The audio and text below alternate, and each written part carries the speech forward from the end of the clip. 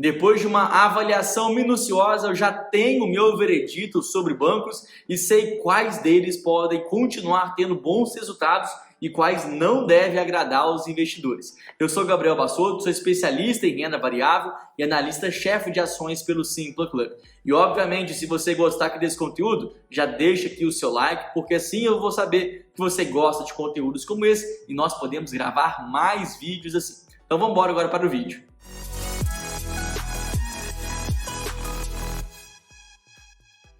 É verdade que nessa última alta que a Bolsa de Valores apresentou nas últimas semanas, alguns bancos não tiveram grandes valorizações, mas também porque esses mesmos bancos também já vinham de resultados bons, enquanto grande parte da Bolsa de Valores andava de lado, até mesmo caía durante meses e meses consecutivos. É o próprio caso do Banco do Brasil, que desde o começo do ano já teve uma valorização expressiva. Hoje as suas ações já ultrapassam a barreira de R$50. O Itaú é a mesma coisa, vem de resultados bons já há muito tempo e hoje as suas ações estão próximas a R$30. Então, somente por causa dessa afirmação, a gente já entende que o setor financeiro, aqui no caso os bancos, é um setor super resiliente. Ele é formado por empresas de altíssimo nível, de grandioso tamanho e que não é qualquer crise que venha a impactar a sua operação. Ao contrário de outros países, como é o exemplo dos Estados Unidos, onde existem muito mais bancos, é um mercado muito mais pulverizado, sem um grande ou grandes líderes formadores de mercado, no Brasil isso é muito característico. A gente, por mais que hoje o mercado seja muito mais dinâmico e tenha outras empresas, ainda mais as fintechs, que vieram ganhando cada vez mais relevância, mas ainda há uma concentração muito grande dos 4 principais bancos. A falar aqui da Caixa, do Banco do Brasil, Santander, Bradesco e Itaú. No caso são 5 bancos, mas 4 deles listados na Bolsa de Valores. Então o que a gente percebe é que na sua história são bancos muito bem protegidos,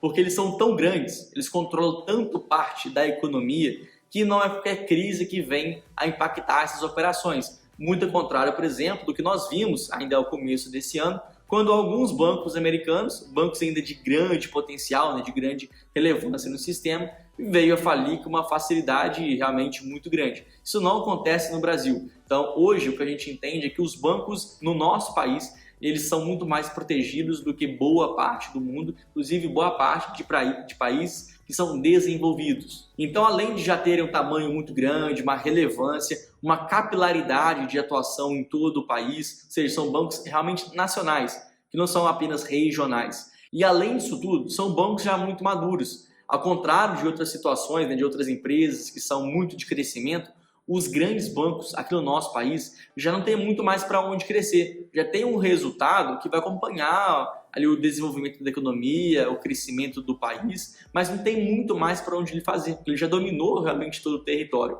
Então, por também não ter essa característica de grande crescimento, acaba que a alocação de recursos dessas instituições já é algo muito mais sólido. A gente já sabe aonde eles vão colocar dinheiro para crescer. Não tem um projeto novo, não tem uma empresa nova, que vai abrir um novo maquinário, uma nova tecnologia, uma nova patente, nada disso acontece. Então, a conclusão que nós podemos tirar aqui logo de cara é que os bancos, eles não vão ter o mesmo comportamento do que várias ações na Bolsa de Valores, principalmente quando a gente compara com ações de crescimento. Porque essas ações de crescimento tendem a sofrer mais do que a média, mas também tendem a aproveitar mais do que a média quando a Bolsa sobe. Os bancos já tendem a ficar mais no meio do caminho. Eles não vão sofrer tanto, mas também quando a Bolsa se valorizar, não vão ter grandes perspectivas além de valorização. Por isso eu enxergo os bancos como um setor muito coringa, para você ter em carteira, porque ele consegue se proteger quando é para proteger, e ainda assim, durante períodos de bonança, por mais que eles não tenham uma grande valorização, mas eles vão continuar trazendo segurança para o seu portfólio. Então, independente de qual perfil hoje você se enquadra, se você é alguém mais conservador, moderado, arrojado, é muito importante você ter bancos em carteira por essa proteção, tanto em épocas de crise como também em épocas de bonança, sabendo que alguns deles também podem distribuir bons dividendos. Então, aqui para até não ficar muito restrito somente aos 4 bancos que estão listados na Bolsa, vamos até falar de um panorama um pouco maior para entender qual que é o cenário atual desses bancos dentro da Bolsa de Valores. Começando então com aqueles que eu considero que são mais arriscados, que são bancos estatais ou então bancos muito regionais. A exemplo do Banrisul, a exemplo do Banestes, a exemplo do Banco da Amazônia, alguns desses bancos conseguem pagar hoje dividendos que são bem atraentes, aí acima de 10% já há algum tempo. Mas por que isso acontece? Porque o dividend yield nada mais é do que a divisão do que o que você recebe em relação ao preço daquela ação. Então, se o preço daquela ação está muito barato, o dividend yield vai dar alto. Mas, ao mesmo tempo, isso levanta alguns questionamentos. Porque vamos pensar o seguinte, esses bancos regionais, primeiro, já não conseguem ter o mesmo poder de barganha que eles tinham antes. Porque antes era muito comum, por exemplo, o Banrisul é o Banco do Rio Grande do Sul, é uma economia muito ali do agropecuária, questão de plantação. Então, há algumas décadas atrás, as pessoas não tinham acesso a bancos que estavam fora dos seus estados. Então, ficava muito restrito àquelas operações que eles já conheciam. Então, em décadas atrás, era muito popular, era muito comum você ver os agricultores pegando empréstimos direto do Banrisul. Assim como poderia acontecer com as indústrias, as empresas, no Espírito Santo, que tinha lá o Banestes, ou então o Banco da Amazônia, com sua respectiva área de atuação. Então era realmente uma atuação muito regionalizada, algo muito focado somente naquele escopo de atuação e naquele escopo geográfico. À medida que a economia foi abrindo, foram surgindo novas capacidades de você expandir para muito mais do que a sua área de atuação geográfica, por causa da internet, por causa realmente dessa globalização que vem acontecendo, a gente percebe que esses bancos regionais perderam muito poder de barganha. Ou seja, eles não conseguiram se proteger e agora, aos poucos, eles vêm enxugando a sua operação, ou pelo menos não conseguindo crescer igual o restante do mercado consegue. Então, por causa disso, por não ter perspectivas de crescimento muito fortes daqui em diante, os investidores, o mercado financeiro, já começou a precificar esses bancos com certo grau de pessimismo, considerando que eles não vão ter capacidade de permanecer na mesma força que eles já tiveram antes. Ou seja, se o mercado já não enxerga grandes potenciais de crescimento, as ações começaram a ficar mais baratas, mais descontadas. Então, aí nesse caso, o que a gente considera que o dividend yield, por ser o valor distribuído por ação em relação ao preço daquela ação, vai ser alto, porque o preço daquela ação é barato. Então, é uma relação inversamente proporcional. Então, quanto mais o mercado bate nessas empresas, maior vai ser o seu dividend yield. Mas a pegadinha aqui está justamente nesse ponto. Porque se o mercado estiver certo, esses bancos não têm grandes perspectivas além de crescer, ou até o contrário, vão só reduzir a sua operação por causa de perda, por causa de concorrência, então o lucro no futuro vai cair e o dividend yield também vai cair. Então, olha só, o mercado já antecipa que os dividendos dessas ações vão ser menores a partir que os anos continuem se passando e essas operações não venham a ter frutos suficientes. Ou seja, essas empresas têm dividend yield alto, isso é uma verdade, talvez ainda continuem por mais um ou outro ano, mas no longuíssimo prazo, eu mesmo não acredito que isso venha a se tornar realidade. Por isso, esses bancos regionais, eu não tenho hoje recuperação, por exemplo, no Simpla Club, que é a nossa plataforma onde nós temos centenas de ativos analisados, sejam em ações, em fundos imobiliários, renda fixa, ativos no exterior. Então hoje o Simpla Club, ele é feito, as nossas recomendações estão hoje pautadas em um ranking. Basta você entrar no Simpla e ver quais são aquelas ações e fundos imobiliários melhores colocados no nosso ranking e você comprar quais são aqui, obviamente, as melhores opções. Então, nesse caso, hoje eu não gosto muito desses bancos mais regionais. Eu prefiro bancos ou que sejam bancos de crescimento, que inclusive poderia colocar o BTG nessa situação, até mesmo a XP, que vem de resultados recordes. São dois bancos que, nesse caso, que têm uma lucratividade, uma rentabilidade excelente. A XP, por exemplo, fechou a margem líquida acima de 25% aí no último trimestre, e ainda assim com um ROI muito interessante. O BTG é a mesma coisa, vem um ritmo de crescimento muito bom, e ainda assim sendo muito rentável. Então esses bancos que não são os bancos tradicionais que nós estamos acostumados, vêm conseguindo performar super bem.